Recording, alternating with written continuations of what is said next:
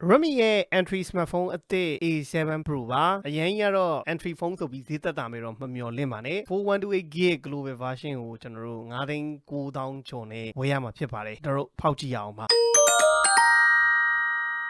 15 watt charging ကောင် Type C ဂျိုပြီးရင်တော့ပုံမှန်ပါနေကြကျွန်တော်တို့ user guide ပါမယ် silicon လေးထည့်ပေးလိုက်တာကောင်းပါတယ်နောက်မှဆိုရှာဝယ်ရတဲ့ဒုက္ခမသက်သာဘူးပေါ့နော်Redmi A7 Pro လေးရဲ့ big quality design အသားနာပါကျွန်တော်တို့မြင်တွေ့ခဲ့ဘူးတဲ့ A5 နဲ့ design color အချိုးကွေပုံစံအနေထားအတူတူပဲလို့ပြောလို့ရတယ်ကင်မရာဘက်အထားသူလည်းတော်တော်ဆင်တယ်ပေါ့ဒါပေမဲ့ဒီကောင်မှာတော့ဒီနေ့13 megapixel ဖြစ်သွားတာကနည်းနည်းလေး weight short လိုက်တယ်ပဲပြောအောင်ပေါ့နော် A5 တုန်းကတော့32 megapixel ဖြစ်တယ်ဒါပေမဲ့လည်းကျွန်တော် entry phone line S ဆိုတော့ကင်မရာနဲ့ပတ်သက်ပြီးတော့ A5 ပဲဝယ် A7 Pro ပဲဝယ်အရင်ကြီးတော့မမျှော်လင့်ပါနဲ့ပေါ့နော်ဂျူရယ်ကင်မရာဆက်တဲ့အောက်ကတော့ကျွန်တော် depth sensor လေးတစ်ခုပါမယ်ဒီမဲ့ flash မီလေးပေါ့ global လုံးနဲ့ဝင်တာဖြစ်တဲ့အတွက်ကတော့ဒီမှာကျွန်တော် CE တစ်စိတ် logo လေးပါဝင်တာကိုခင်ဗျားတို့တွေ့ရမယ်နောက်ဘက်back cover texture ကကျွန်တော်လက်ရမထင်နိုင်တဲ့ matte finish ပုံစံမျိုးသုံးပေးထားတာကိုတွေ့ရတယ်เนาะကျွန်တော်တို့ flat cover flat frame ကိုပဲသုံးပေးထားတယ် camera band လေးကကျွန်တော်မစူလောက်ထွက်တာတွေ့ရမယ်အလေးချိန်လေးဆိုရင်ဒီကောင်က 208g battery 6000 mAh ပါเนาะအထူကတော့ 8.13mm ရှိမယ်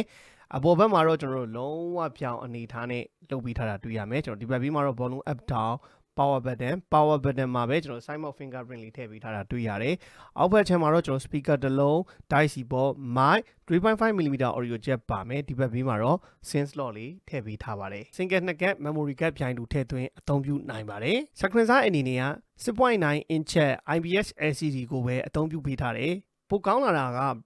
peak brightness က800နဲ့ high brightness 650နဲ့အထိသုံးလို့ရတယ်ဆိုပြီးရေးထားတာရယ်color gamut အနေနဲ့ဆိုရင်ဒီကောင်မှာဆို NTSC 83% ထိရတယ်ဆိုတော့ရခင် version A5 တက်တော့ပိုကောင်းတဲ့ color ရုပ်ထွက်ရည်သွေးရမယ် entry line S ဆိုတော့ 8bit band တွေကိုပဲသုံးပေးထားတယ်128 refresh rate လည်းဆက်ပို့ပေးတာတွေ့ရပါတယ် global ROM ဖြစ်တဲ့အတွက်ကတော့ခင်ဗျားတို့မြင်တဲ့အတိုင်း Google service ဘာညာတခါတည်းအားလုံးပါပြီးသားဘာမှပြန် download လုပ်ဖို့လည်းမလိုဘူးကျွန်တော် call recording လေးတစ်ချက်စမ်းပါမယ် recording စမ်းတာအတန်ဖန်နေပါသည်မအော်ဘူးမို့လား recording စမ်းတာเนาะဒါဆိုကျွန်တော်တို့E7 Pro မှာ Thailand region နဲ့ဆက်လက်လုပ်ပြီးတော့ဝင်နေဟိတ်ဆိုရင်အတန်ဖန်နေသည်လို့မအော်ဘဲနဲ့ call recording ကိုလည်းအသုံးပြုလို့ရတာတွေ့ရမယ် Uni SoC T950 နဲ့လာတော့ A5 နဲ့ A7 Pro က performance အတူတူပဲဒီကောင်ဒီUFS 2.2 storage ကိုသုံးပေးထားတာ A5 ကိုဝယ်ရင် eMMC 5.1 ဆိုတော့တကယ်တမ်းပြောရရင် rewrite speed တွေကကိုယ့်ရဲ့ storage ပေါ်မှာကွာတဲ့ဇတွေကများတယ်ဗျာဒီ A7 Pro ဝယ်မယ် UFS 2.2 နဲ့သုံးမယ်ဟိဆိုရင်ပို့ပြီးတော့ rewrite speed မြန်လာတာဖြစ်တဲ့အတွက်ရေရှည်အသုံးခံနိုင်မှုအတွက်ကြတော့ A7 Pro ရွေးချယ်ပါလို့ပြောချင်တယ်